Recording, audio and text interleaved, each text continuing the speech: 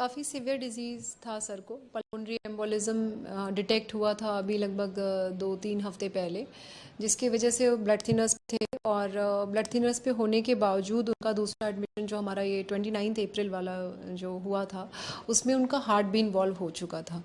तो pulmonary embolism जो होता है वेसल्स में, बेसिकली खून का थक्का जमा होता है, वो हार्ट पे इफ़ेक्ट करने लग जाता है अगर वो थक्का ना गले। तो ये काफ़ी सीवियर डिजीज़ थी और सर को इस बारे में पूरी जानकारी भी थी। तो ये जो उनकी मौत हुई है और ख़ास करके जो पोस्टमार्टम रिपोर्ट भी आई है वो भी इसी तरफ इशारा कर रहा है।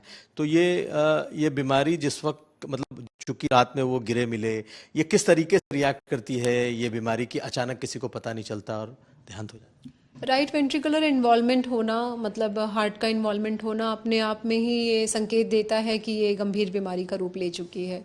सर ब्लड थिनर पे होने के बावजूद भी जो ये अगर बीमारी बढ़ रही होती है तो उनको इस बारे में जानकारी दी गई थी कि उनको थ्रोम्बोलिसिस एक प्रोसीजर होता है, उसके जाना चाहिए और एक ब्लड थिनर स्टार्ट भी किया गया था उनका। लेकिन ये मतलब है ही बीमारी खतरनाक, और जो अब रिपोर्ट मिली है तो वो अब जैसे मैं उनको इतने टाइम से देख रही हूँ और पहले से देखा है, डायग्नोसिस रीसेंट है, हार्ट का इन्वॉल्वमेंट है, तो बिल्कुल मैच तो कर रहा है कि यही कारण था। और ऐसा ही होता है, इसमें सडन हार्ट इन्वॉल्व होता है जिससे पेशेंट जो है एकदम से हार्ट फेलियर में जा सकता है और वो गिर भी सकते हैं।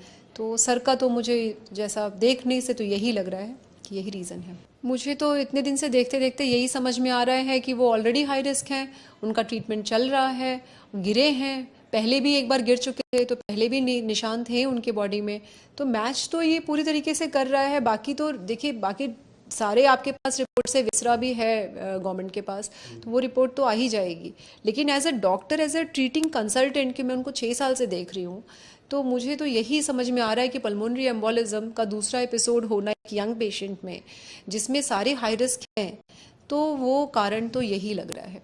तो क्या 6 साल से इसी बीमारी के ट्रीटमेंट में? नहीं नहीं नहीं, पहले से ब्लड प्रेशर था और छोटी भी प्रॉब्लम के लिए वो आते थे, इसलिए मैं उनको देखती थी। और ये जो डीप वेनस थ्रोम्बोसिस है वो 2 साल पहले हुई थी सर को। बहुत लंबी सिटिंग ट्रैवल करके गए थे एयरक्राफ्ट से, लंबा बैठने की वजह से जो है खून का थक्का पैर में जम जाता है, तो उसकी वजह से ये एक एपिसोड हुआ था। वो फिर क्लॉट रिजॉल्व हो गया था। फिर अभी रिसेंटली वो कुछ मतलब बहुत लंबी सिटिंग, मल्टीपल ट्रैवल्स और एक छोटी कोई पैर की सर्जरी भी कराई थी उन्होंने, तो इसकी वजह से ये प्रीडिस्पोज कंडीशन में लैंड अप किए और ये जो है नया थ्रोम्बस बना और ये थ्रोम्बस जाके फेफड़े में चला गया। ये फिटनेस फ्रीक थे, फिटनेस उनका पैशन था, लेकिन इधर कुछ दिनों से बहुत सारी रीज़न होने की वजह से, जैसे रीसेंट सर्जरी, काम का प्रेशर और इतना ज़्यादा फ्रीक्वेंट विजिट्स, तो वो फिटनेस नहीं कर पा रहे थे। जिमिंग, मुझे मेरे जितना ज्ञान में है, सर कुछ दिनों से 2-3 महीने से जिमिंग बिल्कुल नहीं कर पा रहे हैं। मुझे लगता है शायद 4-5 महीने से नहीं कर पा रहे।